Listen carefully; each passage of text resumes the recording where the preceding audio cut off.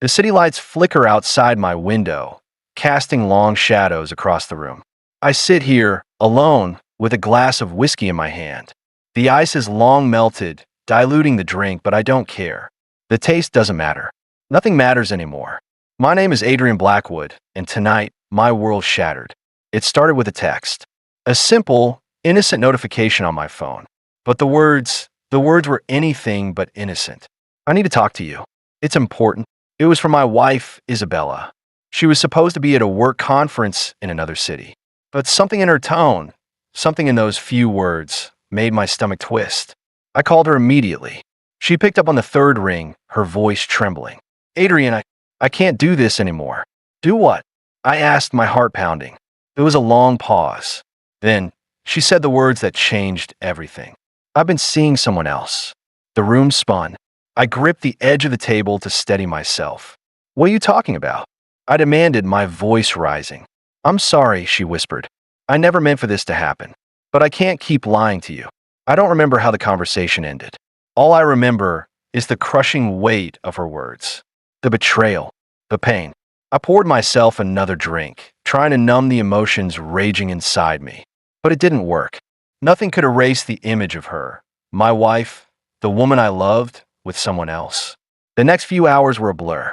I paced the apartment, replaying every moment of our relationship. The good times, the bad times, the promises we made to each other. How could she do this? How could she throw it all away? I needed answers. I needed to see her face when she told me the truth. So, I booked the first flight to the city where she was staying. The flight was a nightmare. Every second felt like an eternity. My mind raced with questions, doubts, and anger. When I arrived, I went straight to her hotel. She wasn't expecting me. The look on her face when she opened the door, shock, guilt, fear, told me everything I needed to know. Adrian, what are you doing here? She asked, her voice trembling. We need to talk, I said, pushing past her into the room. The room was a mess. Clothes scattered on the floor, an empty wine bottle on the table, and 2 glasses. Who is he? I demanded, my voice cold. She hesitated, then sighed. His name is Lucas. He's a colleague. A colleague. I repeated, my anger boiling over. Is that what you call him now? She flinched. Adrian, please. It's not what you think. Then tell me what it is. I shouted. Tell me why you threw away 10 years of marriage for some stranger. She started crying, but I didn't care. The tears felt like a performance, a desperate attempt to manipulate me. I was lonely, she said. You were always working, always too busy for me. Lucas, he listened. He cared. And I didn't. I snapped. I worked to give us a better life, to give you everything you wanted. She shook her head. It wasn't enough. I needed more. I needed him. Her words cut deeper than any knife. I felt like I couldn't breathe. Get out, I said, my voice barely above a whisper. What? Get out. I roared. I don't want to see you. Not now. Not ever. She grabbed her bag and left without another word. The door slammed shut behind her, and I was alone again. I sank to the floor, my head in my hands. The weight of everything, her betrayal, my anger, the pain, was too much to bear. The days that followed were a blur. I couldn't eat. I couldn't sleep. Every time I closed my eyes, I saw her face. Her betrayal haunted me, like a ghost I couldn't escape. I tried to distract myself with work, but it was no use. My mind kept drifting back to her, to us, to everything we had, and everything we lost. One night, I found myself scrolling through old photos on my phone. Pictures of us smiling, laughing, happy. It felt like looking at someone else's life. How had we gotten here? How had we gone from that to this? I decided to dig deeper.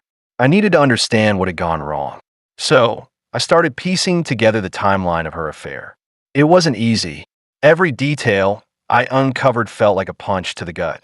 But I couldn't stop. I had to know the truth. I found receipts for dinners I didn't know about. Hotel bookings. Text messages she thought she deleted. The more I uncovered, the angrier I became. How could she have done this? How could she have lied to me for so long? But amidst the anger, there was something else. Something darker. A name kept popping up in her messages. Not just Lucas. Someone else. Someone I didn't recognize. I decided to investigate. I hired a private investigator, gave him the name, and waited. The report came back a week later, and what I found had changed everything. The name belonged to a man named Victor Kane, a businessman with a shady reputation, someone who operated in the shadows, dealing in things most people wouldn't dare touch. And Isabella, she was involved with him. I confronted her, demanded to know what was going on. At first, she denied it, but when I showed her the evidence, she broke down. I didn't have a choice, she said, tears streaming down her face. He threatened me. He said he'd hurt you if I didn't do what he wanted. I didn't know what to believe. Was she telling the truth? Or was this just another lie? I needed answers, and I was willing to do whatever it took to get them. I reached out to Victor, told him I wanted to meet. He agreed, but on his terms. A secluded warehouse on the outskirts of the city. I went alone, not knowing what to expect. The meeting was tense. Victor was calm, collected, but there was a dangerous edge to him. "What do you want?" he asked, his voice cold. "The truth," I said. "About Isabella. About you. About everything." He laughed. A low, menacing sound. "The truth," he said. "The truth is, your wife got in over her head. She owed me. And when she couldn't pay, I made her work it off." I felt sick. "What did you make her do?" He smirked. "Nothing she didn't agree to. I wanted to hit him, to make him pay for what he'd done. But I knew I couldn't. Not here. Not now. So I left. But I made a promise to myself. Victor Kane would regret crossing me. I started planning, gathering information, building a case against him. It wasn't easy. Victor was powerful, with connections in high places. But I didn't care. I was determined to bring him down. Isabella tried to reach out to me. She called, texted, even showed up at my apartment. But I ignored her. I couldn't trust her. Not after everything she'd done. Months passed. My investigation into Victor grew deeper. I uncovered things I wish I hadn't. Corruption, fraud, even murder. But I didn't stop. I couldn't. Then, one night, everything changed. I got a call from an unknown number. "Adrian," a voice said. "We need to talk." It was Isabella. I hesitated, but something in her voice made me agree. We met at a quiet cafe.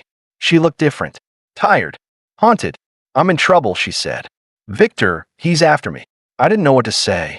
Part of me wanted to walk away, but another part still cared. "What do you want from me?" I asked. "Help," she said. "Please." And just like that, I was pulled back in her world. Isabella explained everything. Victor had been using her to launder money. When she tried to back out, he threatened her. Threatened me. "I thought I could handle it," she said. But I was wrong. I didn't know if I could trust her. But I couldn't ignore the danger she was in. "What do you want me to do?" I asked. "Help me take him down," she said, "before he takes us both." It was a risky plan. Victor was powerful, with resources we couldn't match. But we had one advantage. We knew his weaknesses. Together, we started gathering evidence, recording conversations, digging into his past. But Victor wasn't stupid. He knew we were coming for him. One night, I got a call. A voice on the other end, cold and menacing. "Stay out of my business, Blackwood, or you'll regret it." I didn't back down. I couldn't. But the threats kept coming. Phone calls in the middle of the night. Strange cars parked outside my apartment. Victor was sending a message, and I knew it was only a matter of time before he made his move. Then one night it happened. I was walking home when a car pulled up beside me. Two men jumped out, grabbed me, and threw me into the back seat. I fought, but it was no use.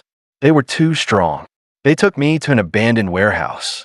Victor was waiting for me. "You should have listened," he said, his voice calm. "Now, you'll pay the price." They beat me, over and over. I felt bones break, blood pour from my face. But I refused to give them the satisfaction of screaming. Finally, Victor raised his hand. "Enough," he said. "Let him go. But remember this, Blackwood. Cross me again, and you won't walk away." They dumped me on the side of the road. I crawled to a nearby gas station, called Isabella, and waited. When she arrived, she looked horrified. "Adrian, what happened?" "Victor," I said. "He sent a message." She helped me to the car, drove me to the hospital. As I lay there, bandaged and broken, I realized something. This wasn't just about Isabella anymore. This was about survival. We had to take Victor down, no matter the cost. The next few weeks were a blur. I recovered from my injuries, but the scars, both physical and emotional, remained. Isabella and I worked tirelessly, gathering every piece of evidence we could find. We knew we were running out of time. Victor was getting more aggressive. His threats were escalating. But we were close. So close. Then, one night, we got the break we needed. A whistleblower from Victor's organization reached out to us. He had documents, proof of everything Victor had done. We met him in a secluded park. He handed us a USB drive, his hand shaking. "This is everything," he said. "But if Victor finds out, he won't, I promised." We took the drive home, plugged it in, and started going through the files. It was worse than we imagined. Corruption on a massive scale, money laundering, drug trafficking, even murder. We knew what we had to do. We went to the police, handed over the evidence. But Victor had connections, people in high places.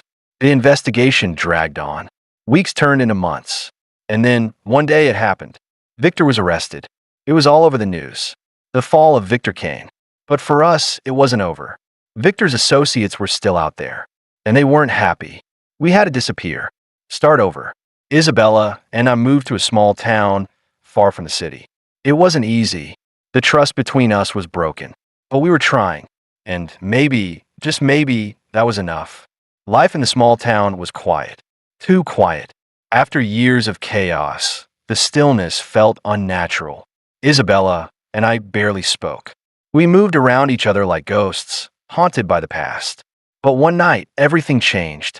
I was sitting on the porch, staring at the stars when she joined me. "Adrian," she said softly, "we need to talk." I didn't respond. I just kept staring at the sky. "I know I hurt you," she continued. "And I know I don't deserve your forgiveness. But I want to try. I want to fix this."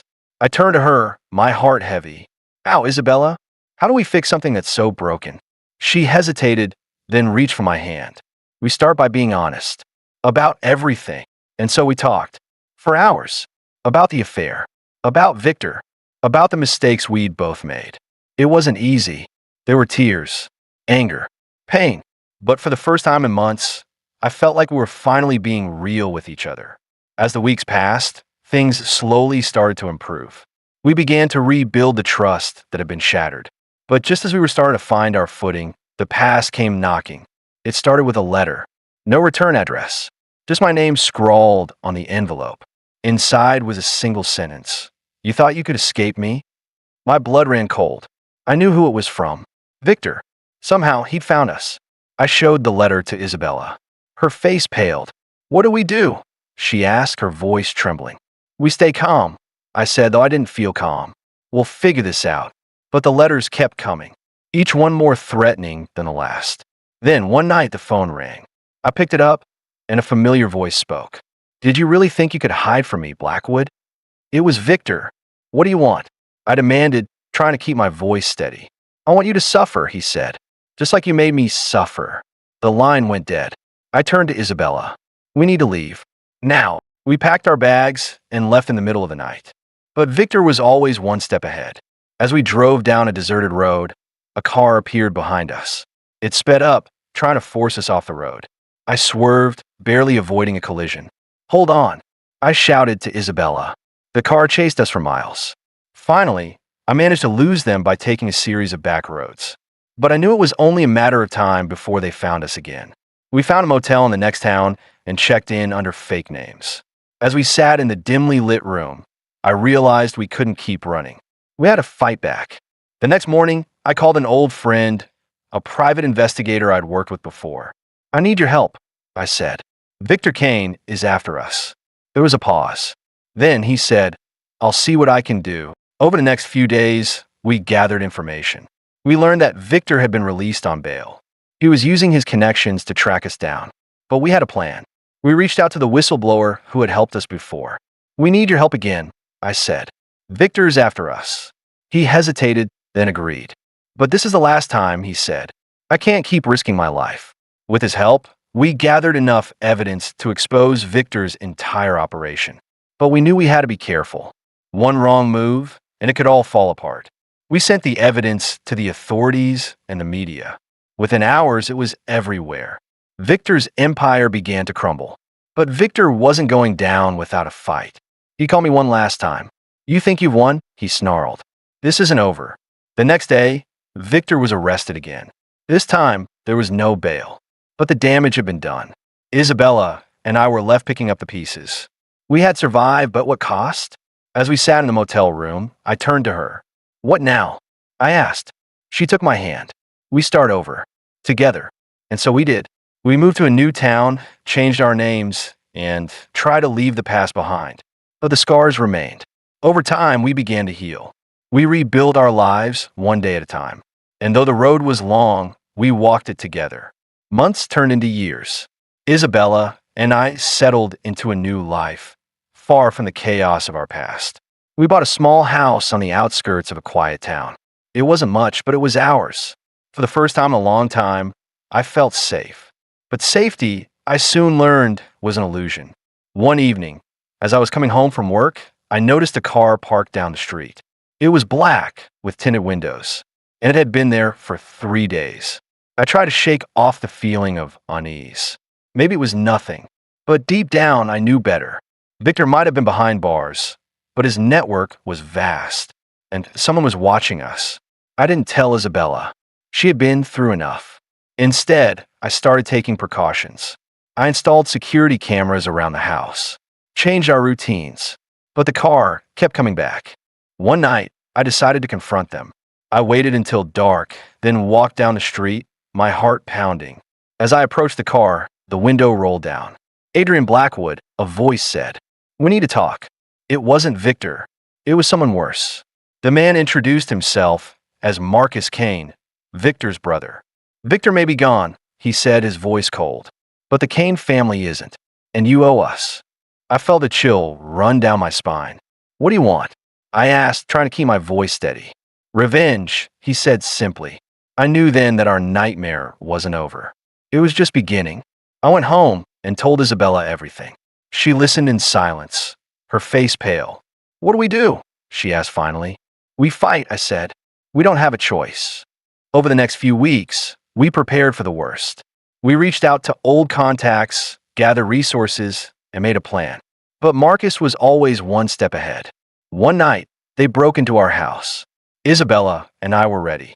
We fought back, using everything we had. But they were too many. As they dragged us outside, I realized we were out of options. But then, something unexpected happened. A car screeched to a halt in front of our house. Out stepped the whistleblower, the man who had helped us before. "Let them go," he said, holding up a gun. Marcus laughed. "You think you can stop us?" "No," the man said. "But they can." He gestured behind him, and a group of armed men stepped out of the shadows. A shootout ensued. Isabella and I took cover, watching as the two sides clashed. When the dust settled, Marcus and his men were gone. The whistleblower approached us, his face grim. "You're not safe here," he said. "You need to disappear." For good. We didn't argue. We packed what we could and left that night. As we drove away, I looked at Isabella. "Where do we go now?" I asked. She took my hand. "Anywhere, as long as we're together." And so, we disappeared. We changed our names, our appearances, our lives. But no matter how far we ran, the past always found a way to catch up. Years later, we received a letter. It was from Marcus. "You can't hide forever." I burned the letter and held Isabella close. We had survived this long, and we would keep surviving, because some battles never end. The letter from Marcus was a reminder that we could never truly escape our past. But we refused to let fear control us. We moved again, this time to a remote village in the mountains. It was isolated, quiet, and far from the reach of the Kane family. For a while, it felt like we had finally found peace. Isabella and I started to rebuild our lives once more. We opened a small bookstore, something we had always dreamed of doing. But peace, as we had learned, was fleeting. One day, a stranger walked into the bookstore. He was tall, with sharp features and cold eyes. "Adrian Blackwood," he said, his voice low. "I've been looking for you." My heart skipped a beat. "Who are you?" I asked, trying to keep my voice steady. "A friend," he said, "or an enemy. That depends on you." He introduced himself as Elias Kane, Victor and Marcus's younger brother. "I'm not here to hurt you," he said. "I'm here to make a deal." I was skeptical. "What kind of deal?" "Help me take down Marcus," he said, "and I'll make sure you're left alone." I didn't trust him, but I also knew we couldn't keep running forever. Why should I believe you? I asked. Because Marcus is out of control, Elias said. And if he's not stopped, he'll destroy everything, including you. I discussed it with Isabella that night. It's a risk, she said, but if it means we can finally be free. I nodded. Then we'll take it. The next day, I met with Elias again. What's the plan? I asked. He smiled. We hit him where it hurts. Over the next few weeks, we worked together to gather information on Marcus. We learned that he was planning a massive operation, a deal that would solidify his power, and we were going to stop him. The night of the deal, we moved in. Elias had assembled a team, and together, we infiltrated Marcus's compound. It was chaos. Gunfire echoed through the halls as we fought our way to Marcus. When we finally reached him, he was waiting. You think you can stop me? He sneered. We already have, Elias said. A shootout ensued. When the dust settled, Marcus was dead. But the victory came at a cost. Elias was badly injured. As he lay there, bleeding, he looked at me. You're free now, he said. But remember, the Kane family never forgets. With that, he closed his eyes and was gone. Isabella and I left the compound, our hands stained with blood. We had won, but it didn't feel like a victory. We returned to our quiet life in the mountains, hoping that this time it would be different. But the past has a way of catching up. One day, as I was closing the bookstore, I noticed a familiar face outside. It was a man I hadn't seen in years. Victor Kane. He smiled as he approached. Did you really think you could escape me? He asked. I felt a chill run down my spine. The nightmare wasn't over. It was just beginning.